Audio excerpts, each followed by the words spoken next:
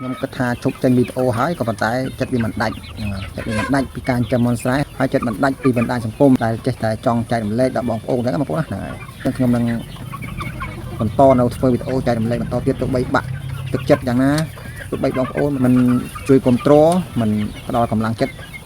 ដូចជា like share ហ្នឹងហើយ comment ក៏ដោយខ្ញុំនឹងតែធ្វើការជាយាមអត់ធ្មត់បន្តទៅទៀតក្នុងការ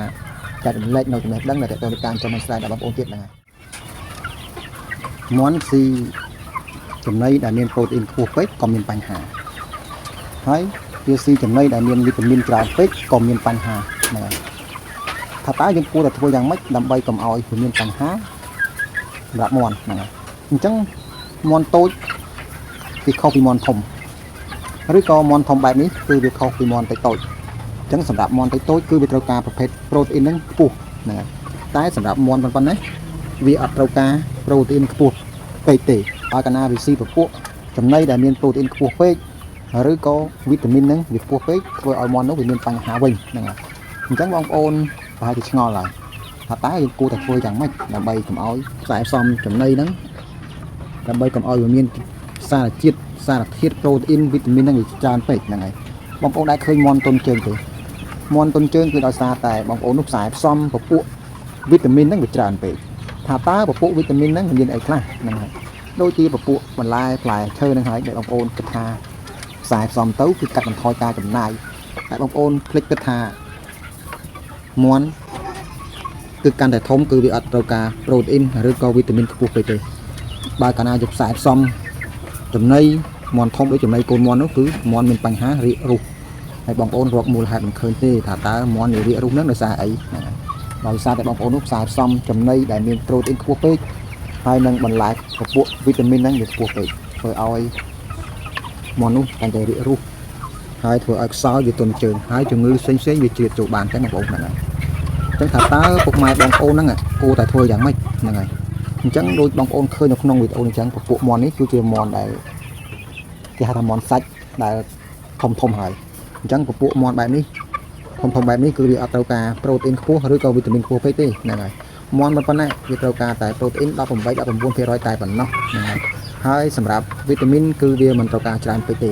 បើកាលណាស៊ីចំណីដែលមានប្រូតអ៊ីនខ្ពស់ពេកធ្វើឲ្យវារាកវាខ្សោយ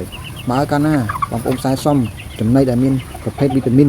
បន្លែផ្លែឈើហ្នឹងវាខ្ពស់ពេកធ្វើឲ្យមន់នោះវាក្តៅធ្វើឲ្យមន់នោះវារាកហ្នឹងហើយអញ្ចឹង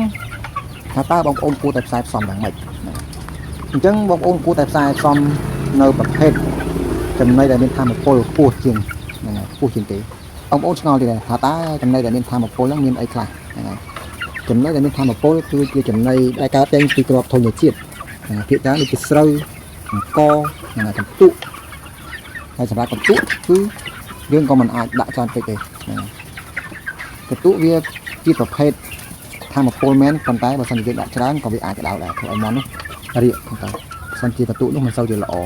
បើសិនជាកន្ទុកវាល្អមិនជាបញ្ហាទេតែសម្រាប់កន្ទុកដែលមិនល្អធ្វើឲ្យមន់នោះវារាកហ្នឹងទៅនេះជាបទពិសោធន៍របស់ខ្ញុំហើយវាមានធនជាតិផ្សេងទៀតដែលជាធម៌ពលដូចជាពោតជាដើមឡាក់ហ្នឹងមានច្រើនទៀតហើយយើងបូកនៅប្រភេទជាពិសេសនោះគឺប្រភេទសារជាតិរ៉ែនិងកាល់ស្យូមដើម្បីជំនួយឲ្យឆ្អឹងដល់រោមរបស់វាស្បែករបស់វាហ្នឹងភ្លឺថ្លាទៅហ្នឹងហើយបងប្អូនកុំសូវឲ្យមន់ស៊ីនៅពពួកប្រភេទវីតាមីនហើយនិងប្រូតអ៊ីនខ្ពស់ពេកសម្រាប់មន់ធំចេះហ្នឹងហើយតែសម្រាប់កូនមន់គឺអត់បញ្ហាទេគឺកូនមន់វាត្រូវការប្រូតអ៊ីនខ្ពស់ហ្នឹងហើយ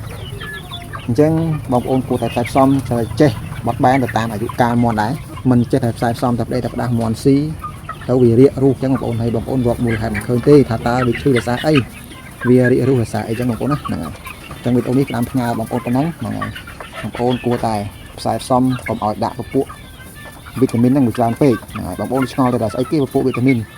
ប្រភេទបន្លែផ្លែឈើហ្នឹងហើយគឺជាប្រភេទវីតាមីនដូចជាស្លឹកឆៃចាស្លឹកបាសស្លឹកអន្លូងស្លឹកប្រភេទចុកអាស្លាប្រភេទ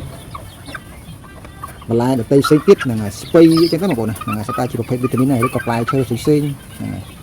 សុទ្ធតែជាប្រភេទវីតាមីន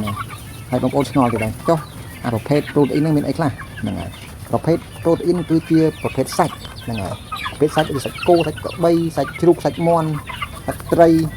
ទន្លេនកណ្ដៀចង្រិតហ្នឹងបងប្អូនប៉ុន្តែ ប្រូតអ៊ីនមួយចំនួនគឺមកវាអត់ត្រូវការទេដូចសាច់គោសាច់កំបីសាច់មាន់សាច់ជ្រូកអីហ្នឹងគឺវាអត់ត្រូវការទេហ្នឹងហើយប្រភេទប្រូតអ៊ីនហ្នឹងគឺសម្រាប់មនុស្សទេតែប្រភេទប្រូតអ៊ីនដែលសម្រាប់មាន់នោះគឺប្រភេទបណ្ឌាទន្លេននិងត្រីដូចជាបង្គាបង្កងដូចជាកំពឹសជាដើមឡាក់ហ្នឹងហើយគឺមានប្រភេទប្រូតអ៊ីនច្រើនទៀតហ្នឹងហើយអញ្ចឹងមិនសិនជាយើងខ្សែផ្សំនោះវាច្រើនពេកមាន់វារីកហើយអញ្ចឹងអូននេះមានតែប៉ុណ្្នឹងទេហើយអូននេះយើងវែងឆ្ងាយមកតិចហើយបើសិនជាខ្ញុំធ្វើការបកស្រាយទៅមានការខុសឆ្គងឬលួសពាក្យសម្ដីអីសូមអធិស្ឋានផងហើយសម្រាប់បងប្អូនដែលមានបទពិសោធន៍លើខ្ញុំក៏សូម comment បញ្ជាក់ខាងក្រោមវីដេអូនេះដើម្បីណែនាំខ្ញុំបន្ថែមដើម្បីខ្ញុំកែតម្រូវនៅចំណុចខុសដើម្បីឲ្យត្រូវឡើងវិញណាព្រោះអីការរៀបរាប់របស់ខ្ញុំបានសុទ្ធតែជាបទពិសោធន៍របស់ខ្ញុំបាទទេដែល